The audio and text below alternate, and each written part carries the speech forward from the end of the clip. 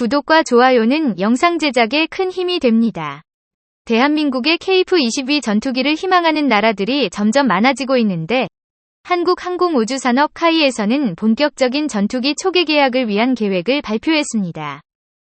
KF-21 전투기가 이번 16일 잠정전투용 적합 판정을 받아 양산을 위한 절차로 수출을 위해 공동개발국가로 참여한 인도네시아가 분담금을 납부하지 않고 초기 형태인 KF-21 블록원은 희망하지 않는다는 발표 때문인데요.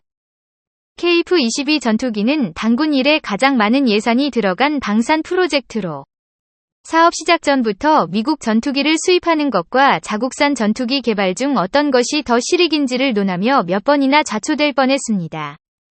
전투기 개발 후 수출이 되지 않아 우리 공군에서만 전투기를 소화하기엔 너무 많은 예산이 투입된다며 공동개발 국가를 참여시켜 전투기 수출을 통해 리스크를 줄이게 희망했는데요. 때마침 인도네시아가 전투기 구매에 애를 먹고 있었고 대한민국과 2011년 T-50 고등훈련기를 수입해 사용해본 결과 대단히 만족했다고 전했습니다. 결국 인도네시아가 KF-22 전투기 프로젝트에 공동개발 국가로 참여를 확정하면서 사업을 시작할 수 있었는데요. 그러나 인도네시아가 KF-22 블록원을 수입하기를 원치 않자 타이 측에서는 다른 방법을 찾기 시작했습니다.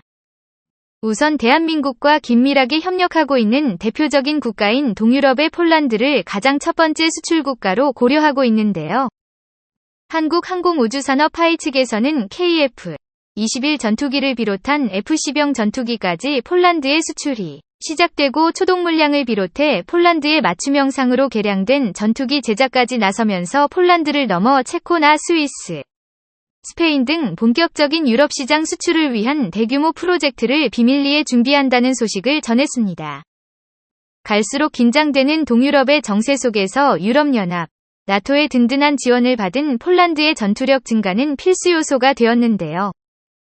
폴란드를 시작으로 동유럽의 슬로바키아과 리투아니아는 현재 대한민국 국방부와 국방협력 양해각서를 공식적으로 체결하였고 국방방산 분야의 협력을 위해 손을 맞잡았습니다. 이번에 공개된 폴란드 맞춤형 전투기인 FA-50TL은 폴란드를 넘어 유럽 전체에서 관심있게 지켜보고 있는데요.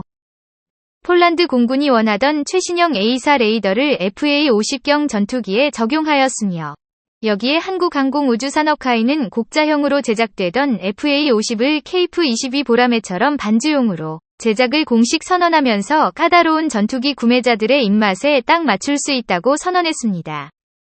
이는 FA-50경 전투기가 자형으로 구성되어 최종 전투기 선정 사업에서 탈락한 경험을 살려 KF-22 전투기는 초기 개발부터 단조용과 독자형을 동시에 개발을 했는데요.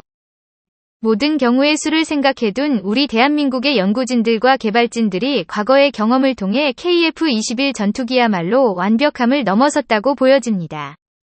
한편 유럽 시장에서는 유로파이터 전투기가 유럽 내에서 생산된다는 가장 큰 이점인데 폴란드에서 과감하게 유로파이터 도입안을 최종 거절하고 대한민국의 무기를 채택했는데요. 유럽에서 이 소식은 굉장히 충격적이었으며 연이어 화제를 몰고 왔습니다. 그도 그럴 것이 그동안 유럽에서 동유럽의 방패, 군사력 강대국으로 등극한 폴란드가 유럽연합과는 전혀 다른 행보를 이어가며 공군체계에서도 역시 독자적인 무기체계를 구축하겠다는 뜻으로 분석됩니다. 심지어 폴란드 정부를 비롯해 폴란드 국방부 장관까지 차세대 전투기 도입 계획에 대해 필사적인데요. 유럽연합이 제안을 거절함과 동시에 폴란드의 대통령과 대표 방산기업 피지지프가 웹회장 역시 한국산 KF-21 전투기의 부품, 라이센스 생산 또는 한국 내에서 직접 조립하여 KF-21 전투기의 연속적인 성능 업그레이드를 폴란드 정부 측이 직접 검토하고 있는 상황이라고 언급했습니다. 모두가 알다시피 대한민국의 기술력은 하루가 다르게 더욱 좋아지고 있고 이지스함과 잠수함의 숫자도 순식간에 늘어나고 있으며 마침내 최첨단 전투기까지 직접 제작할 정도로 무시무시한 군사력을 보유하게 되었습니다. 그런데 많은 사람들이 한 가지 간과하고 있는 사실은 대한민국 군사력의 숨은 저력에서 유럽은 물론 세계 1위 군사력을 가진 미국을 뛰어넘을 정도로 독보적인 분야가 아주 많다는 점인데요. 실제로 미국의 국방부, 장관은 미국 공군이 보유하고 있는 애플 F-35 전투기가 실제 가지고 있는 성능이 너무 많이 있어 그만큼 전투기 프로그램의 오류도 많이 발생한다며 우리 미국에게는 지금 필요한 건 F-35 전투기 같은 슈퍼카가 아닌 KF-21처럼 편하게 타고 다닐 승용차가 필요하다고 했습니다. 현재 유럽은 한 가지 고민에 빠져 있습니다. 바로 유럽산 대표 전투기인 유로파이터의 성능 개량화가 한계치에 돌입했다는 점인데요. 기본 베이스가 너무 오래되어 유로파이터를 대신 사용할 최신식 전투기로 폴란드 정부가 KF-21 전투기를 지목한 이유가 있습니다. 예를 들어 한국에서도 M48 패튼 전차를 무려 5번이나 개량했지만 K2표 전차의 성능의 발끝에도 못 미치는 점을 보면 오래된 무기를 개량해봤자 어느 지점에 도달하면 한계치를 넘을 수 없다는 게 유로파이터 전투기의 문제점인데요. 이번 폴란드에서 희망하고 있는 KF-21 전투기 프로젝트 역시 세계 전투기 경쟁 시장에서 성능과 가성비를 고려할 때 2026년에 개발이 완료돼 KF-21 전투기와 경쟁할 만한 동일 체급의 기체가 유럽에는 없으므로 폴란드에서 차세대 레벨의 전투기 수주전이 진행될 시 대한민국의 KF-21 전투기가 최종 수주분을 가져갈 것이며 특히 한국산 무기들이 폴란드에서 과반수 이상의 해외 수출 실적을 달성하는 쾌거를 이룩했기에 유럽 내에서도 한국산 무기는 믿을 만한 선진국의 무기, 신뢰성의 무기로 재탄생한 것이 엄청난 장점이 되었다고 설명했습니다.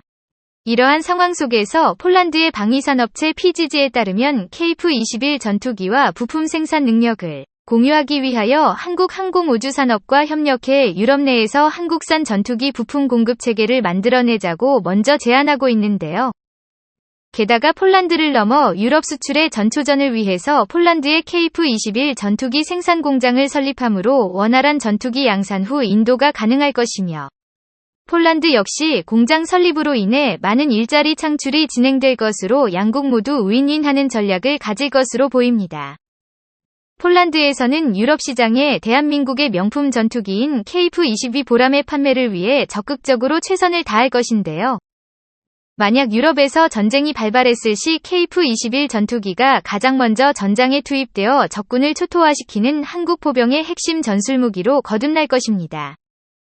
국방과학연구소에 따르면 절대 오차가 없는 초정밀 명중률을 보장하게 된 차세대 미사일을 KF-22 전투기에 장착해 발사 명령 접수 시 1초 안에 첫 발을 발사하고 1분 안에 도합 8발을 발사하는 더욱 강력해진 지속화력을 보유하게 되며 쌍발 터보팬 엔진은 주엔진이 파손되거나 고장나도 임무 수행이 가능하도록 보조 동력 장치를 장착한 뒤 기체에 주입과 미이행는 국내에서 개발한 초경량 티타늄 복합재가 KF-21 전투기를 보호할 것이라고 언급했습니다.